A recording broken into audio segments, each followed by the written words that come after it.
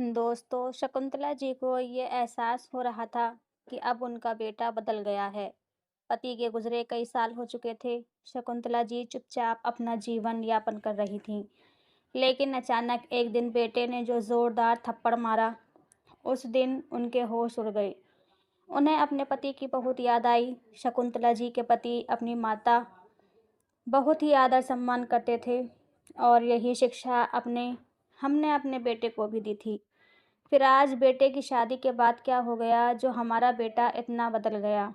दोस्तों, ये कहानी एक घर की नहीं, ये शायद समाज के हर घर की कहानी है।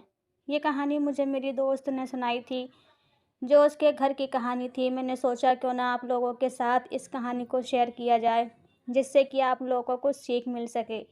तो चलिए शुरू करते हैं आज की कहानी। शकुंतला जी की जिंदगी अब अकेलेपन और उपेक्षा की आदत डाल रही थी। उनके पति सुशील कुमार जी का देहांत हुए कई साल हो चुके थे और अब वह अपने बेटे नवीन और बहू सिम्मी के साथ रहती थी। मगर यह रहना सिर्फ नाम का था, क्योंकि इस घर में उनका कोई अपना नहीं था। एक दिन दोपहर के समय खाने की टेबल पर शकुंतला जी ने धीरे से कहा, बहू, मुझे खांसी बहुत आ रही है, इसीलिए मैं चावल नहीं खा सकती। तुम चावल खा लो और मुझे ये रोटी दे दो। शकुंतला जी अपनी बात पूरी भी नहीं कर पाई थी कि नवीन ने बीच में ही टोक दिया, माँ, 2 दिन से सिम्मी को भी बहुत खांसी जुकाम हो गया है, तो आप उसे रोटी खाने दीजिए और खुद चावल खा लीजिए। वैसे भी मुझे लगता है कि रोटी खाने में आपको दिक्कत होती है, इसीलिए तो घंटे भर बैठकर खाती रहती हैं। इतनी देर तक कोई खाना खाता है क्या? नवीन की बातें सुनकर शकुंतला जी को बहुत बुरा लगा। वह सोचने लगी कि बेटा अपनी पत्नी की तकलीफ तो देख सकता है, लेकिन माँ की तकलीफ उसे क्यों नहीं दिखती? क्या शादी के बाद बेटे के लिए माँ की कोई अहमियत नहीं रह जाती? आज उन्हें अपने पति सुशील कुमार जी की बहुत याद आ रही थी। सुशील कुमार जी ने हमेशा अपनी माँ का सम्मान किया था और पत्नी को भी उसी संस्कार में ढाला था। लेकिन पता नहीं नवीन के अंदर ये बदलाव कहाँ से आ गया। शकुंतला जी चुपचाप दाल पीकर उठ गई। अगर वह चावल खा लेती तो उनकी खांसी और बढ़ जाती, इसलिए उन्होंने बिना कुछ कहे खाना छोड़ दिया। घर में उनकी कोई परवाह करने वाला नहीं था। लेकिन एक सहेली थी, सुमन। सुमन और शकुंतला जी की दोस्ती सालों पुरानी थी। जब भी वे पार्क में मिलती, सुमन उनके लिए कुछ न कुछ खाने को ज़रूर लाती। वे हमेशा शकुंतला जी का हालचाल पूछती और उनकी मदद के लिए तैयार रहती। इस बार भी जब शकुंतला जी की तबीयत खराब हुई, तो दवाई का इंतज़ाम सुमन ने ही किया था। बेटे को तो माँ की कोई फ़िक्र ही नहीं थी। फ़िक्र थी तो बस अपनी पत्नी की। 2 दिन बाद जब शकुंतला जी कुछ ठीक हुई, तो वह पार्क में सुमन से मिलने गई। बातें करते-करते सुमन ने कहा, शकुंतला, इस बार मैं महाकुंभ स्नान के लिए जा रही हूँ। आखिर इतने सालों बाद आया है, ये मौका बार-बार नहीं आता। तुम भी चलो ना। महाकुंभ का नाम सुनकर शकुंतला जी के चेहरे पर चमक आ गई, लेकिन फिर वह असमंजस में पड़ गई। सुमन, वहाँ बहुत भीड़ होगी, हम कैसे जाएंगे? सुमन ने हंसकर कहा, अरे मैं हूं ना, मेरे बेटे बहू के बहुत जान पहचान वाले हैं, वह हमें आराम से स्नान करा पाएंगे। शकुंतला जी ने उदास होकर कहा, तुम बहुत किस्मत वाली हो, तुम्हारे बेटे और बहू तुम्हारी इतनी परवाह करते हैं, और एक मेरा बेटा है जो पास होते हुए भी मुझसे बात तक नहीं करता। जब भी करता है तो उल्टा सीधा बोलता है। सुमन ने गंभीर होकर कहा, शारदा, हमेशा चुप रहना अच्छी बात नहीं होती, कभी कभी बोलना भी बहुत ज़रूरी होता है। अगर तुम्हारा बेटा भटक गया है तो तुम्हें उसे सही राह दिखानी होगी। मैं तो उसे समझाना होगा, वरना लोग हमारी चुप्पी का फ़ायदा उठाने लगते हैं। शकुंतला जी सुमन की बातों को सोचती रही। सोचती हुई घर लौट आई। जैसे ही उन्होंने गेट खोला तो उनकी बहू सिम्मी सामने खड़ी थी, तानों से भरी हुई। आ गई महारानी, घूम फिर कर। घर में कोई काम करने को कह दो तो तबीयत खराब हो जाती है, और पार्क में घूमने के लिए रोज निकल जाती है। बहू की ये बात सुनकर शकुंतला जी को सुमन की बात याद आ गई। हमेशा चुप रहना सही नहीं होता। इस बार उन्होंने हिम्मत जुटाई और शांत स्वर में कहा, बहू, मैं घर का सारा काम करती हूँ, झाड़ू, पोंछा, बर्तन, खाना बनाना। अगर फिर भी कोई काम रह जाता है तो बता दो, वह भी कर दूंगी, लेकिन ताने मारने की ज़रूरत नहीं है। शकुंतला जी की बातें सुनकर सिम्मी को गुस्सा आ गया। माँ जी, आप कुछ ज़्यादा ही नहीं बोल रही हैं? अगर चुप रहोगी तो ही आपके लिए अच्छा होगा, कहकर वो पैर पटकती हुई अपने कमरे में चली गई। शाम को जब नवीन ऑफिस से घर आया तो सिम्मी ने रोने का नाटक किया।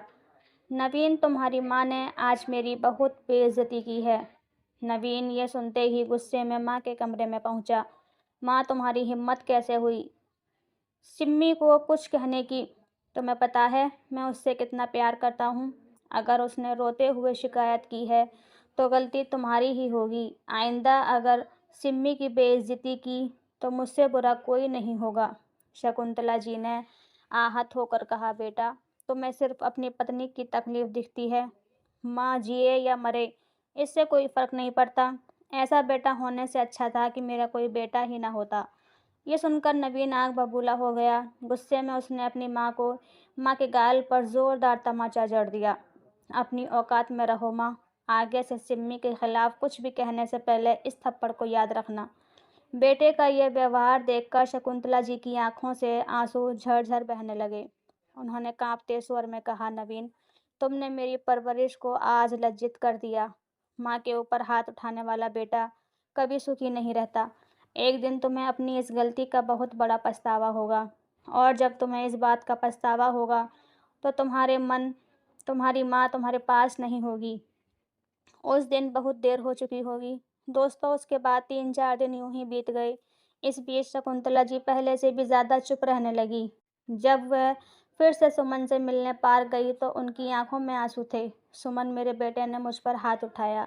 सुमन का चेहरा गुस्से से लाल हो गया। शकुंतला, तुम इतनी कमज़ोर क्यों हो? अगर उसने तुम्हें थप्पड़ मारा था तो तुम्हें उसे 2 थप्पड़ मारने चाहिए थे। ये कैसी माँ हो तुम जो अपनी संतान से डर रही हो? शकुंतला जी ने सिर झुका लिया।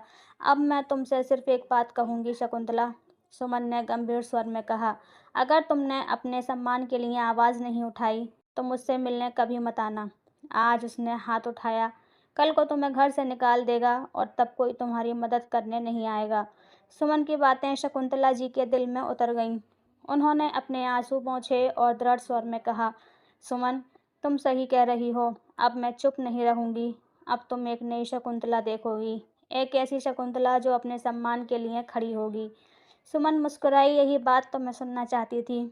दोस्तों, शकुंतला जी की दोस्त सुमन थी। उसी से वे अपना सुख और दुख साझा करती थी। जिंदगी में हमें एक ऐसे साथी की ज़रूरत होती है जिससे हम अपने दिल की हर बात कह सकें और जो हमें सही राह उठा सके। पति के मरने के बाद सुमन ही ऐसी शख्स थी जो शकुंतला को समझती थी। दोस्तों, शकुंतला जी के अंदर अब एक नई आग जल चुकी थी। उन्होंने तय किया था कि अब वो अपने अपमान को चुपचाप सहन नहीं करेंगी। घर लौटते ही उन्होंने सबसे पहला काम ये किया कि अपने गहने और ज़रूरी कागजातों को इकट्ठा किया। फिर उन्होंने अपने पुराने मित्र को फ़ोन किया, जो एक वकील थे। राजेश भाई, मैं अपने बेटे के घर में रह रही हूँ, लेकिन अब और नहीं। मैं अपनी ज़िंदगी अपने हिसाब से जीना चाहती हूँ। मुझे कुछ कानूनी सलाह चाहिए, उन्होंने ठोस आवाज़ में कहा।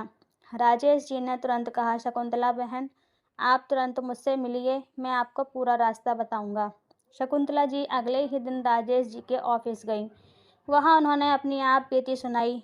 कैसे बेटे ने उन पर हाथ उठाया, कैसे बहू हमेशा ताने मारती थी और कैसे अब वह इस बंधन से खुद को आज़ाद करना चाहती थी।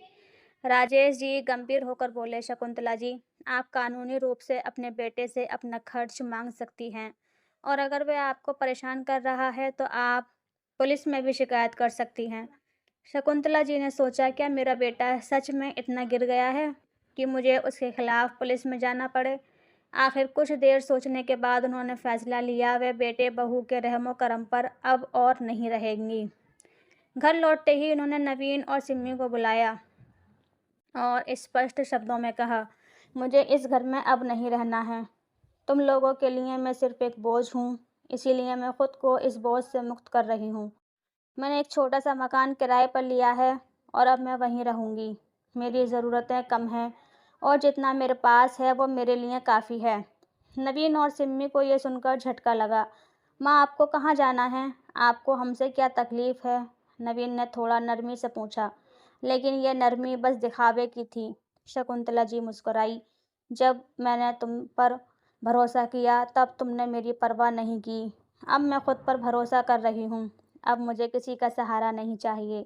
इसके बाद शकुंतला जी ने अपना सामान पैक किया और बिना पीछे देखे उस घर से चली गई। दोस्तों, अब वह एक नए सफ़र पर थी। अपने आत्मसम्मान की तलाश में, अपनी पहचान की खोज में। शकुंतला जी ने अपने किराए के नए घर में कदम रखा, जो छोटा-सा कमरा, एक खिड़की से बाहर खुला आसमान दिखता था।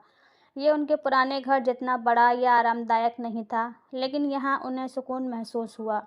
ये जगह उनकी अपनी थी, जहाँ न ताने थे, न अपमान। कुछ दिनों तक उन्होंने अपने पुराने जीवन की यादों को मन से निकालने की कोशिश की। हर दिन सुबह उठकर पार्क में जातीं, वहाँ कुछ बुजुर्ग महिलाओं से मिलतीं, जो उनकी तरह अपने-अपने संघर्षों से गुजर रही थीं। धीरे-धीरे उनका आत्मविश्वास लौटने लगा। एक दिन पार्क में बैठी शकुंतला जी सोच रही थी कि अब आगे क्या किया जाए। तभी उनकी पुरानी सहेली सुमन वहाँ आ गई। अरे शकुंतला, तुम यहाँ? मैंने सुना था कि तुम बेटे के साथ रह रही हो। सुमन ने चकित होकर पूछा। शकुंतला जी मुस्कुराई। रह तो रही थी, लेकिन अब अपनी जिंदगी खुद के लिए जीना चाहती हूँ। सुमन ने उनकी हिम्मत की सराहना की और फिर एक सुझाव दिया। तुम्हें पता है, पास में एक स्कूल है, जहाँ बुजुर्ग महिलाओं को बच्चों को पढ़ाने का काम दिया जाता है। वहाँ तुम्हें कुछ पैसे भी मिलेंगे और समय भी अच्छे से कटेगा। ये सुनकर शकुंतला जी को लगा कि शायद यही उनकी नई राह हो सकती है। उन्होंने अगले ही दिन स्कूल जाकर वहाँ की प्रिंसिपल से मुलाकात की। उनकी शिक्षा और अनुभव देखकर प्रिंसिपल ने उन्हें तुरंत काम दे दिया और शकुंतला जी बच्चों को पढ़ाने लगीं। उनके जीवन में फिर से ऊर्जा आ गई। बच्चों की मासूम हंसी और उनके सवालों ने उन्हें जिंदगी का नया मकसद दिया। धीरे धीरे उन्होंने अपनी पहचान बना ली। जहाँ पहले उन्हें अपने ही घर में अपमान सहना पड़ता था, अब लोग उनकी इज्जत करने लगे थे। उनका आत्मसम्मान लौट आया था। एक दिन नवीन माँ से मिलने आया। उसने देखा कि माँ अब पहले जैसी नहीं थी। वह अब आत्मनिर्भर, खुश और आत्मविश्वासी थी। माँ, मैं आपको वापस घर ले जाने आया हूँ, उसने धीरे से कहा। शकुंतला जी ने मुस्कुराकर जवाब दिया, बेटा, अब मेरा घर यही है, जहाँ इज्जत और प्यार मिले वही घर होता है। नवीन सिर झुकाकर बोला, माँ, मुझे एक मौका दे दो, मैं सब कुछ ठीक कर दूंगा। शकुंतला जी ने कहा, नवीन, कुछ जख्म ऐसे होते हैं जो वक्त के साथ नहीं भरते। मैं तुझे माफ़ तो कर सकती हूँ, मगर तेरे साथ कभी नहीं जा सकती। बेटे को एहसास हो गया था कि उसने अपनी माँ को तब खो दिया था जब उसके उनके आत्मसम्मान को ठेस पहुंचाई थी। ये देखकर अब बिना कोई और शब्द कहे नवीन ने अपना सिर झुकाया और भारी कदमों से दरवाजे की ओर बढ़ गया। उसने उम्मीद की थी कि माँ उसे रोक लेंगी, मगर पीछे से कोई आवाज़ नहीं आई। दरवाजे के बाहर कदम रखते ही उसे एहसास हुआ, कुछ रिश्ते जब टूट जाते हैं तो उन्हें जोड़ना नामुमकिन हो जाता है। वह खाली हाथ लौटा, मगर उसके अंदर एक ऐसा खालीपन था जो शायद अब कभी नहीं भर पाएगा।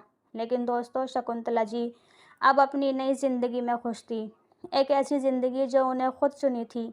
दोस्तों, इस कहानी से हमें ये सीख मिलती है कि रिश्तों में अहम और अभिमान की जगह प्रेम और सम्मान का होना ज़रूरी है।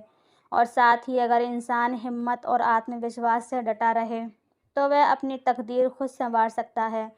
दर्द और संघर्ष हमें तोड़ने नहीं बल्कि मजबूत बनाने के लिए आते हैं। बस हमें सही वक्त पर सही फैसला लेना आना चाहिए। दोस्तों, अगर आपको ये कहानी अच्छी लगी हो तो कृपया वीडियो को लाइक करें। आप ये कहानी किस शहर से सुन रहे हैं, प्लीज़ अपने शहर का नाम कमेंट बॉक्स में ज़रूर लिखें।